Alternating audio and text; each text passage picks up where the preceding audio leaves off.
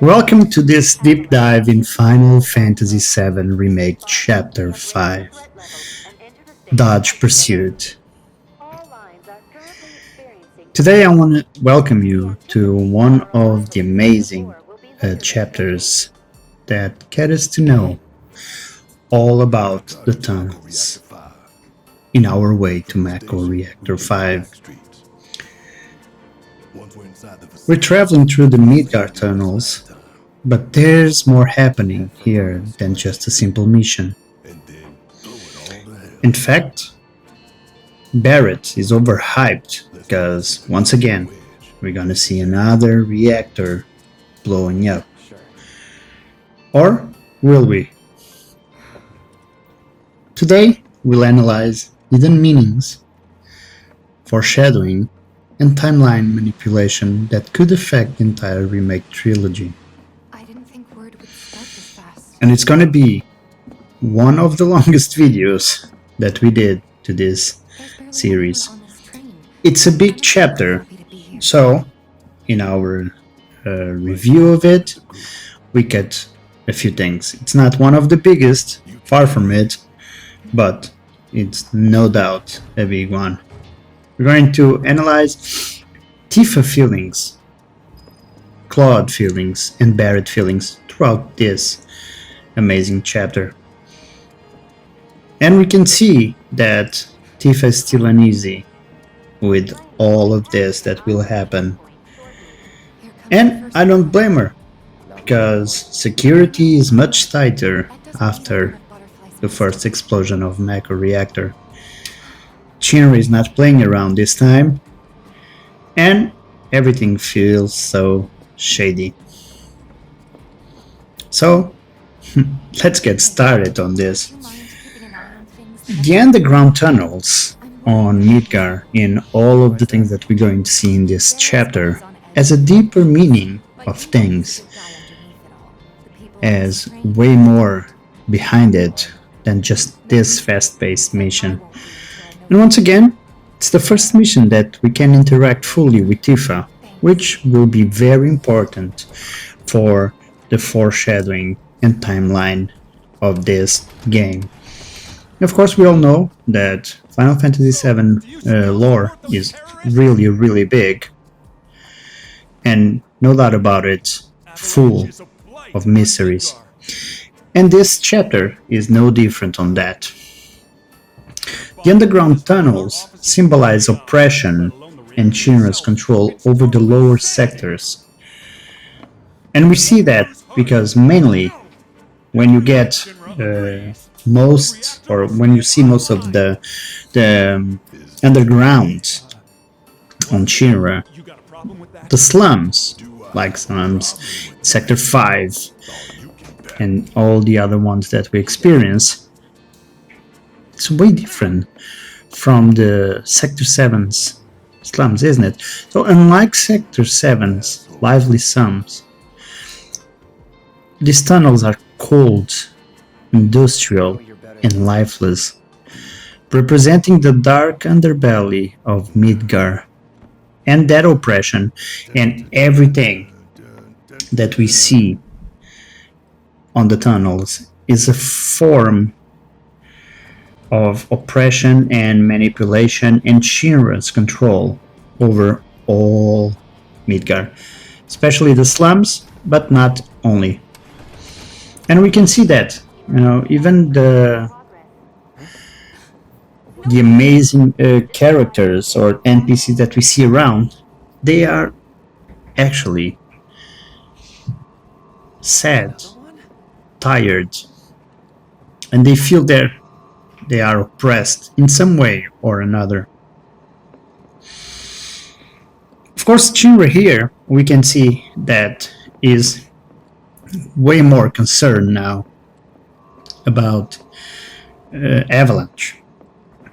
And not saying, of course, that Avalanche is a big threat to Shinra's power, because as you can see, they are controlling everything. Even in this emergency ID checks, we can see that they are not kidding. They are now hunting down Avalanche members. With these, as we can see, just did another security check ID on the train. And it's not a big thing. Well, supposedly, it's not a big thing.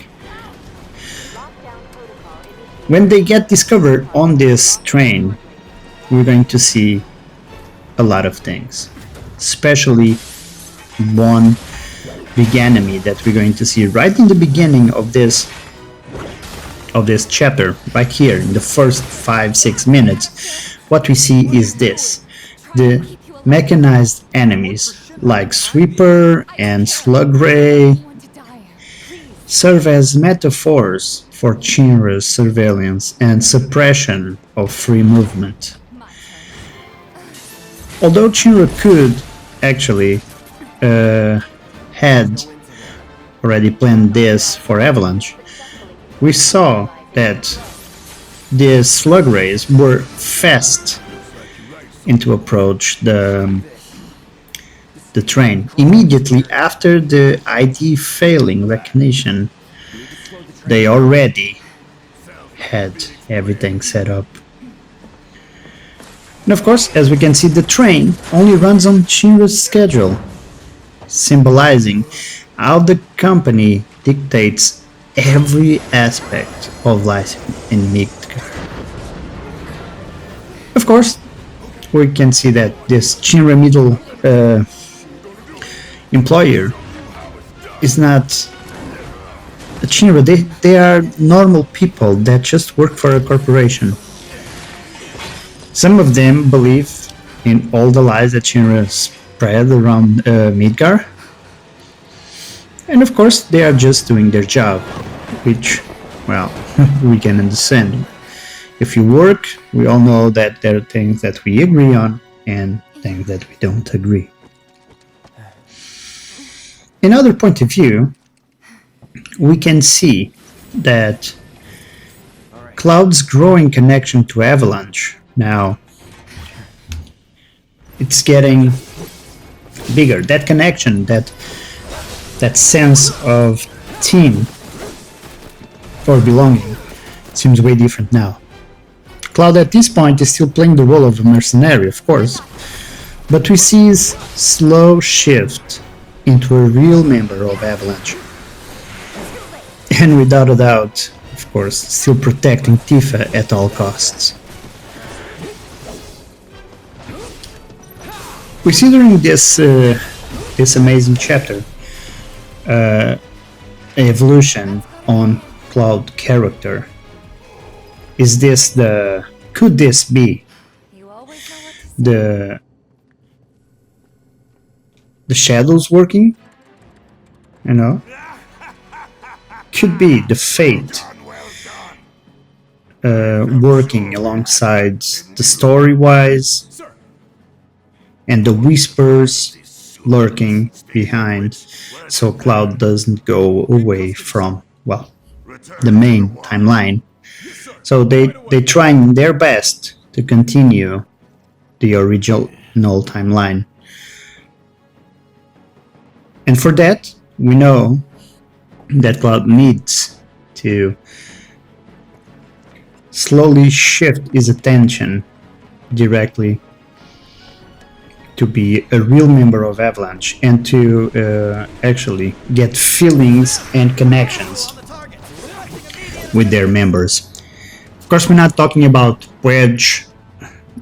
Well, we talked about Jesse in the last video, but we're not talking about Wedge, Biggs, and Jesse. We're talking directly with someone that, once again, will accompany him during all this chapter and the story, as we know on Final Fantasy VII, which is Barret. His interactions with Barret during this chapter, we can see that are less tense than before, and showing a growing mutual respect, you know. And by the end of this chapter, when Cloud actually is cornered and he falls from the plate on the Midgar reactor, we see what Barret says. Barret says, "I was wrong about you." And that's such an important phase right there, you know. Let's go. Of course, Tifa remains the emotional bridge between Cloud and Barret, keeping the team together, and you're going to see this all the way in this chapter. No, Tifa being the connection, the emotional connection, especially for Cloud, which barely have any emotions whatsoever for Avalanche or even Barret. But like I said, could the Whispers be influencing Cloud's behavior, subtly nudging him toward the his destined goal? Could be a thing. Like I said before, the Whispers, even if do not appear in this chapter visibly, they are working in the shadows. They are like shadows working and trying to make that the timeline is the destined role. You know, the OG timeline gets fulfilled. Here we see Cloud and Tifa going to the aid of Barret. And once again, the team is all together. And we saw, of course, Tifa preoccupation with Barret, but also a fast response from Cloud to it. So now we can see that slow shift into a real member of Avalanche.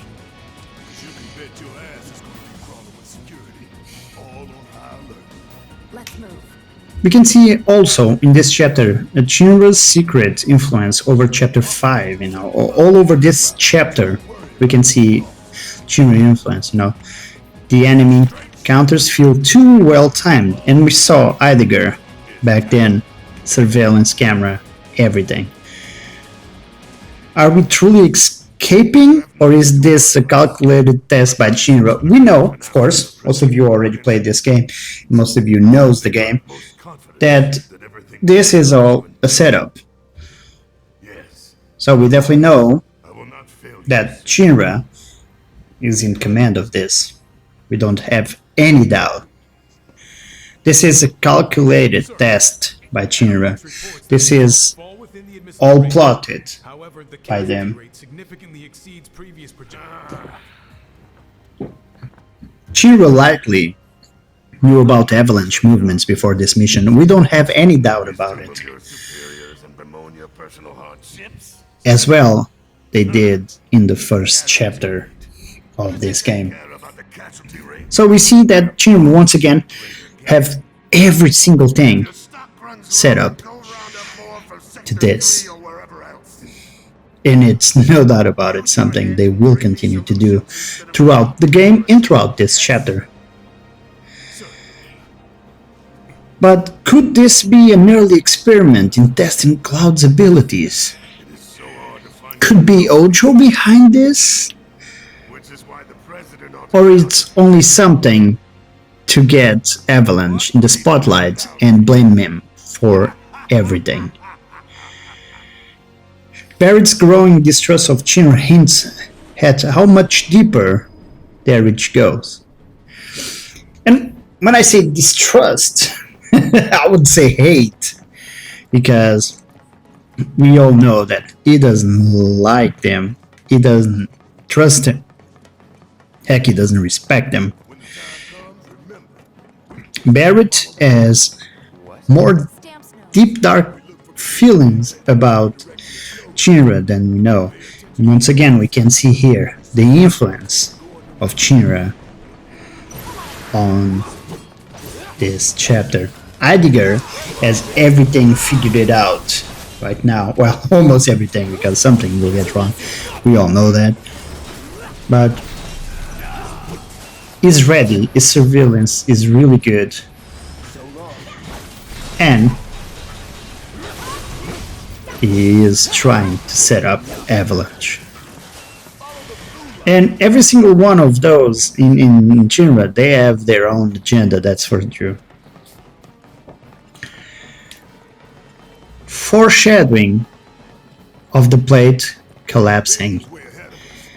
There's a few hints here and there on this chapter where we see what will happen. In this case, it's during this whole chapter that we can see this. Now, and if you are a new player or you recently start playing or replaying this, you will see what I'm talking about. You know, Barret talks or always talks about Shinra treating the people of Midgar like expendable resources. You know, during this this chapter, we're going to see this happening more and more. And of course, we all know Barret will say anything and everything against Shinra, and it's all good because we all know they are the bad guys. But this can be directly something foreshadowing Sector 7 plate collapse. Plus, could be once again the whispering something on Barret's mind. You know, we see hints of Shinra reckless disregard for human life in the way they control the infrastructure, which you're going to see, well, more and more during this chapter, especially when we arrive to the places where is the sunlight later in this chapter. Actually, in the next chapter we're gonna see even more of that. Chapter 6, we're going to see the disgusting way that Shinra treats one of the most important things, which is the sunlight. But we already see this in the train stations, especially in the lower plates. They don't care about the infrastructure, especially in the slums, the underground. They don't care. The only thing they care about is the top sectors. You're good at this. And was the plate collapse already planned by Shinra at this point? This is a great question. Because Heidegger, which I think is the main reason that the plate is destroyed, you know, because it is kind in control of the security forces, and then we all know that it is the Turks that, you know, make the plate collapse. But I think Heidegger is the one that set up everything on this. Was never in doubt.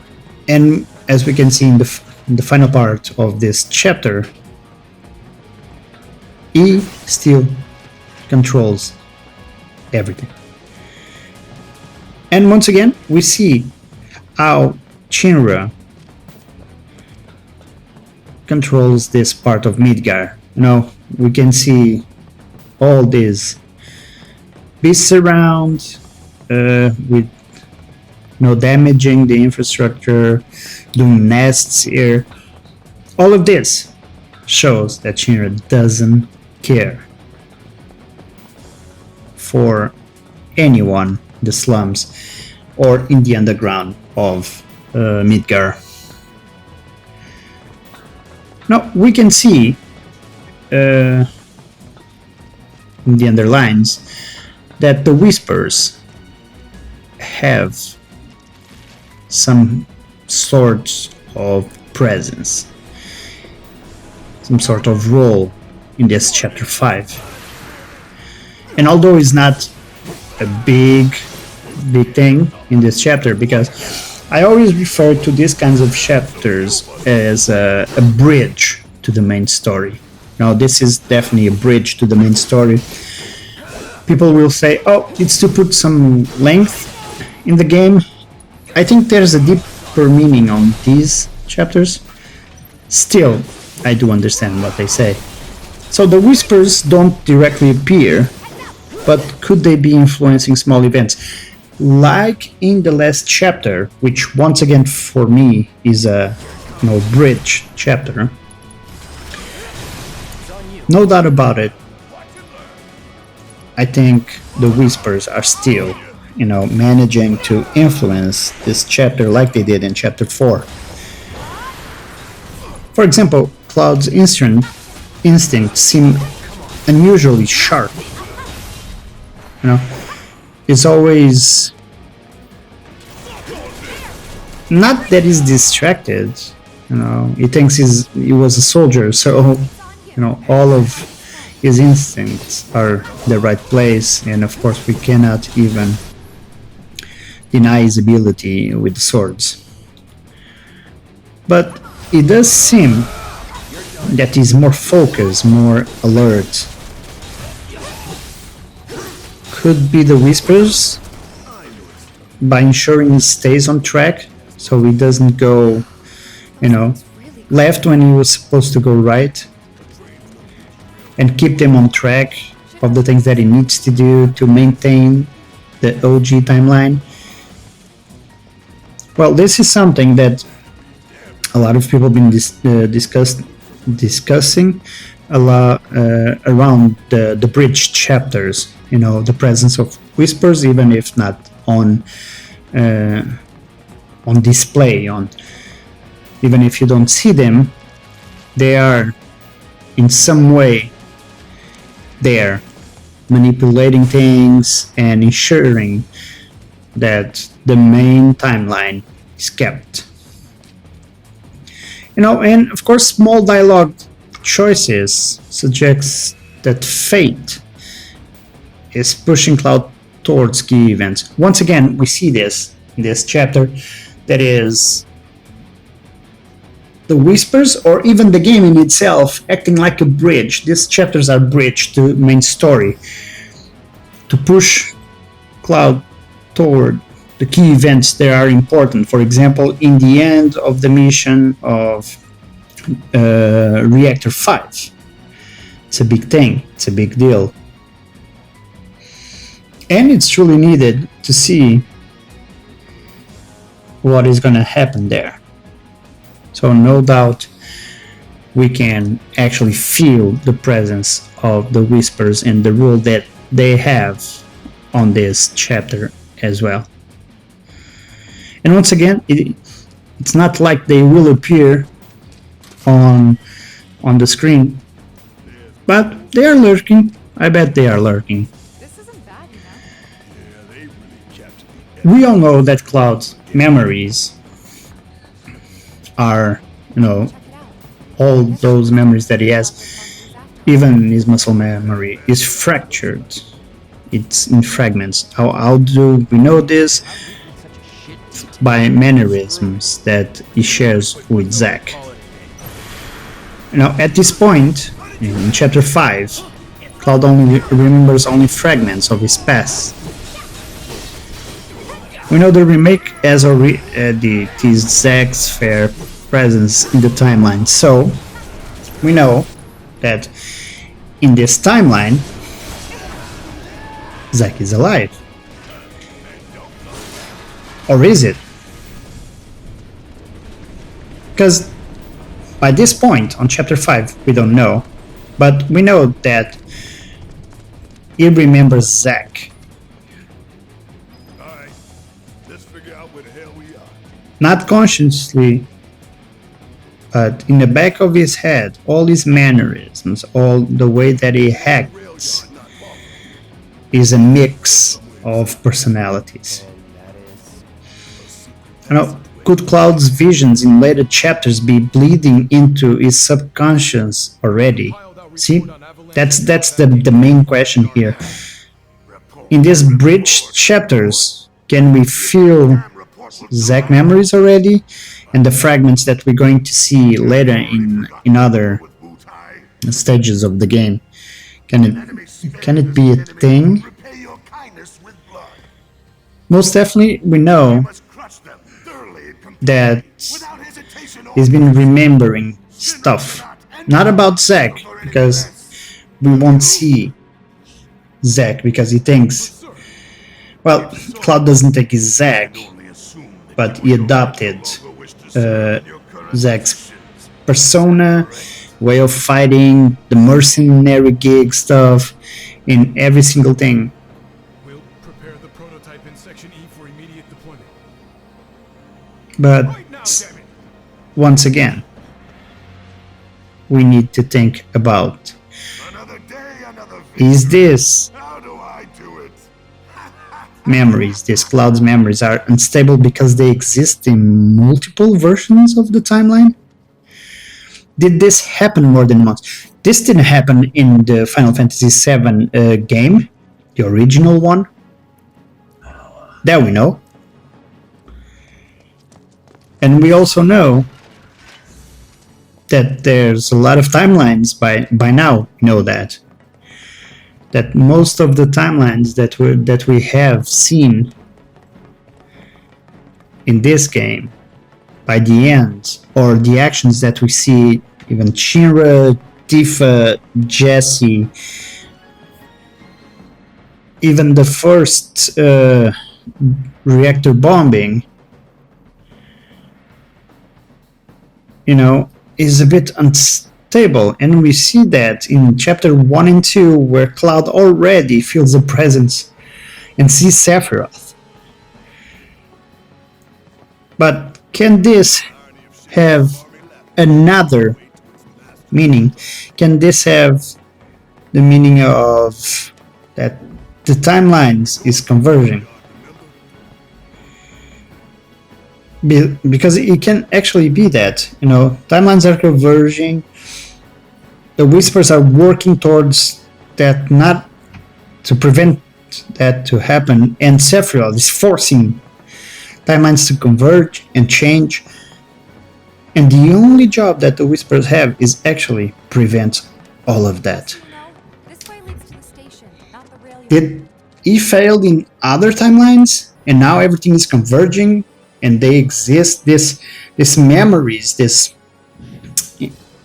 those implants in Cloud's head, are they unstable because they exist all across all the multiple versions of the timeline? I think it can be that, and I think one of the things that we're going to see in this game and Rebirth, and in the last part of Final Fantasy VII Remake Trilogy, it will be around the multiple versions of the timeline.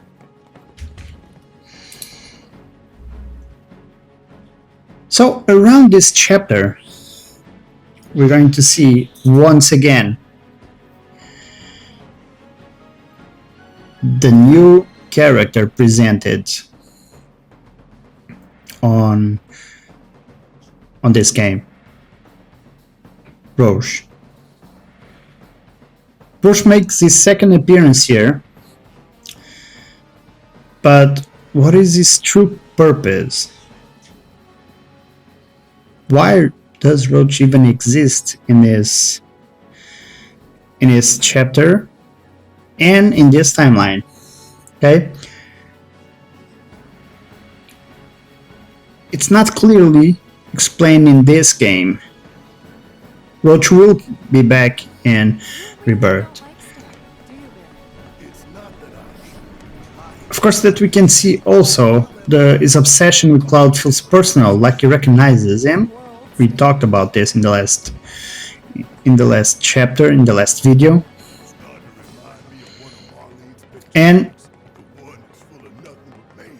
Roach reckless, that reckless attitude that we see about him, contrasts with soldier operatives, that discipline, making him feel like more an anomaly, something different, something that is not quite right on it. So, is Roach supposed to be in this timeline now? Or, like we said, is just an anomaly and he wasn't supposed to be here?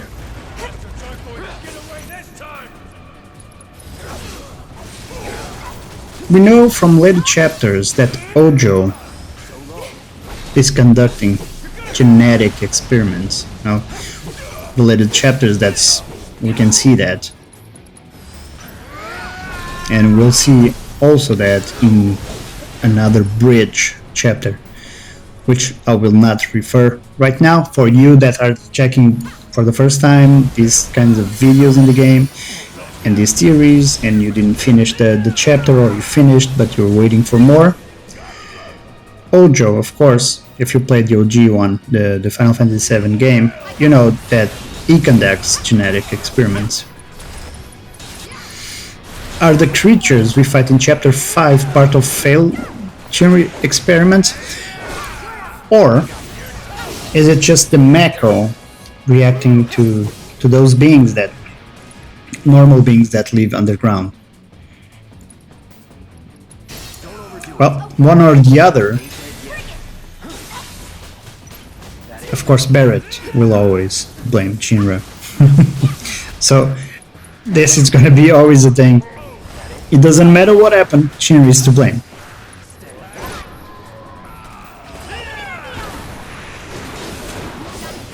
And Cloud himself, we know that, he is a Shinra experiment.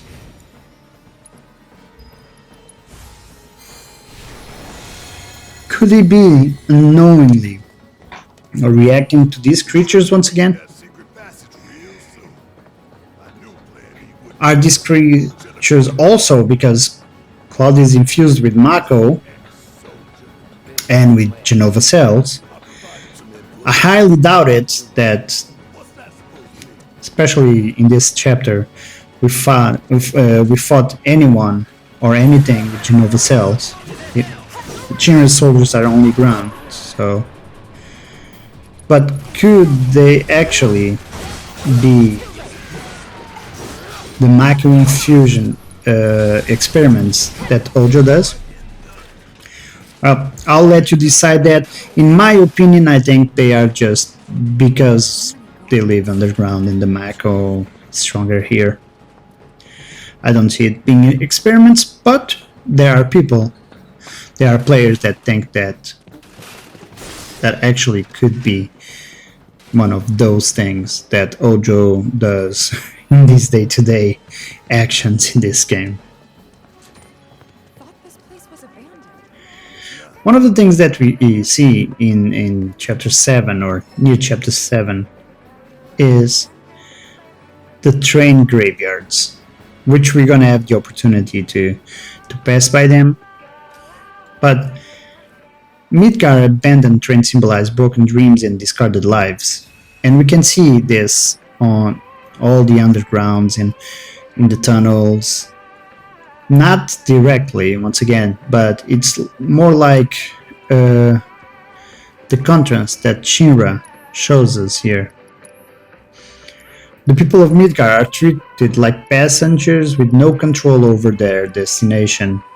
The lines we see go around the plates, converging only in Shinra headquarters.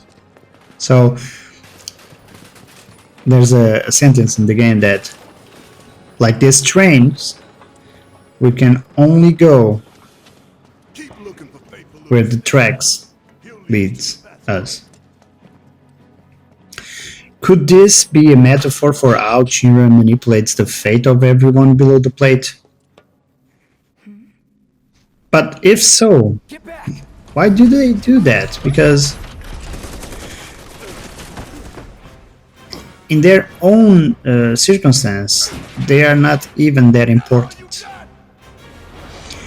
Could be a thing, it could be one of the reasons in one of the theories that many people have is, in this timeline, Shinra has control because Shinra knows this is a different timeline. In my opinion, yeah, I don't think so. In my opinion, I think this is just a different approach that Shinra took, and that's about it. No, not even different from the main game.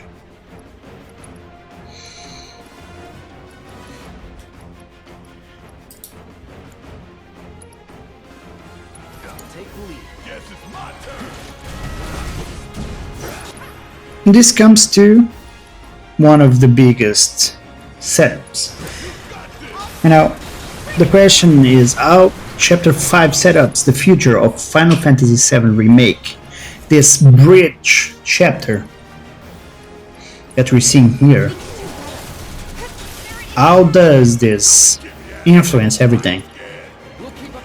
So, Barret's speeches hint at Avalanche's future conflicts with Shinra. And of course, we already know that throughout this game, this faction of Avalanche, led by Barret, will be present throughout even the death of President Shinra. Cloud's subtle shifts in personality foreshadow his eventual emotional breakdown. Every single action that Cloud takes in this game, in this chapter, and throughout Chapter 4 and Chapter 5 is, no doubt about it, a hint for the bigger manipulation that not only Sephiroth but the Whispers have in this timeline.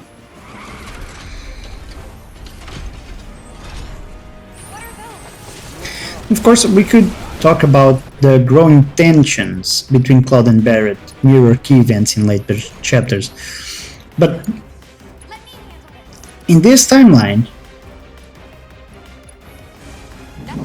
Cloud and Barret already in Chapter 5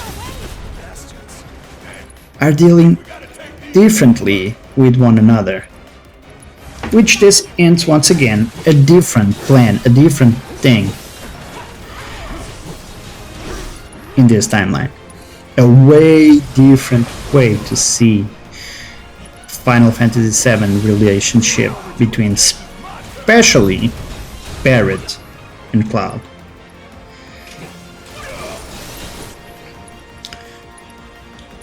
So to summarize, and to actually say something that we already know, was Avalanche plan doomed from the start due to Shinra's surveillance?